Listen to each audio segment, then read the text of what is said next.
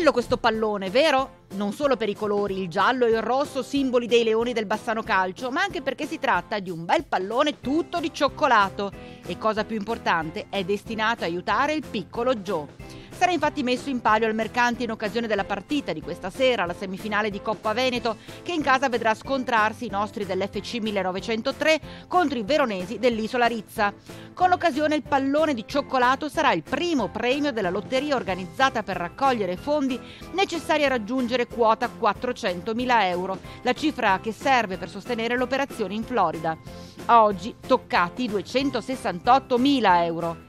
È chiaro, il team vincente FC Bassano Gruppo Fedelissimi non si ferma e non si accontenta solo della lotteria, ma mette anche in vendita, oltre ai biscotti, anche le focacce, sempre per sostenere la causa del piccolo Joe.